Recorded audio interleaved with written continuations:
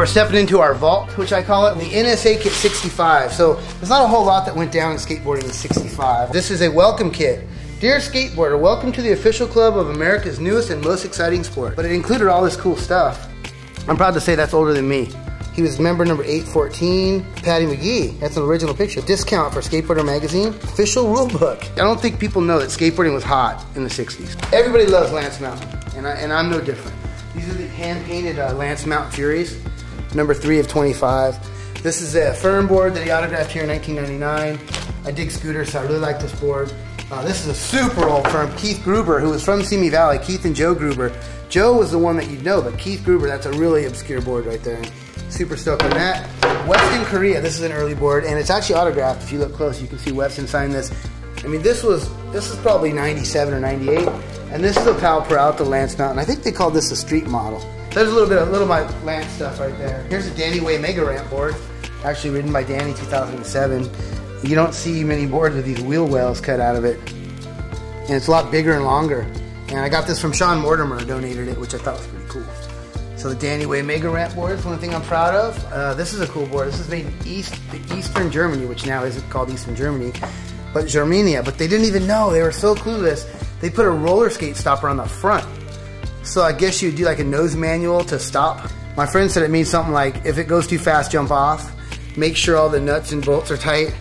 But they had no clue what they're doing. And you know what's funny is this board, you think it's from the 70s? No, this board is from the 80s. That's how out of touch they were in Eastern Europe at the time.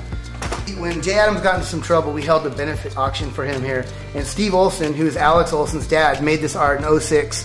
One of my friends bought it at the auction and was moving and just didn't want to take it along with him, so I ended up with it. And here it is up in our vault. All right, if you know anything about the history of skateboarding, then you've heard of Z-Flex, which is one of the coolest boards to have in the 70s.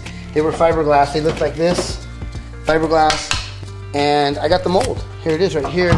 This is actually the mold that they used to make the Jimmy Plumer boards, which this is.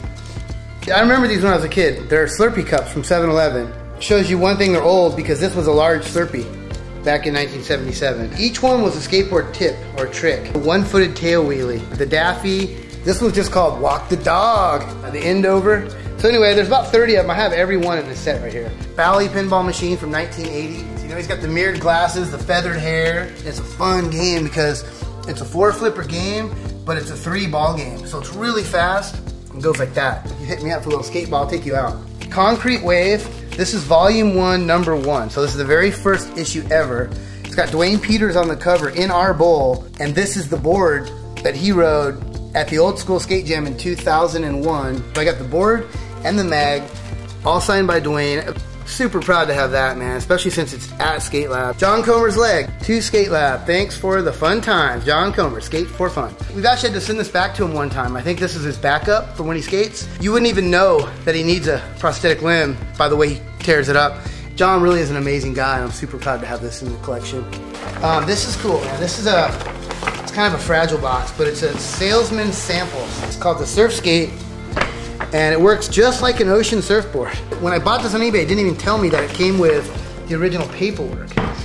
But it was the original price sheet. $18 per dozen. These had to be early 60s, because these are roller skate wheels. Place left foot in center of board, 2/3 towards the front with toe of shoe pointing straight ahead.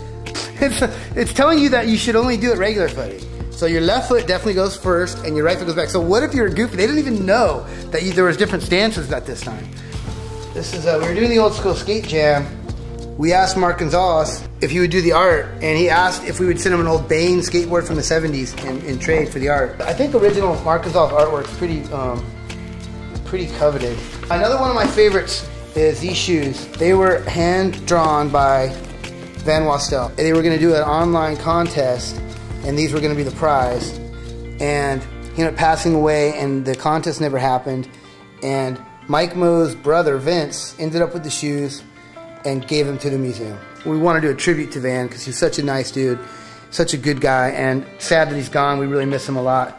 Some good vibes coming from Van when I touch these shoes, so that's something I want to share with you guys. One of my top 10 for sure.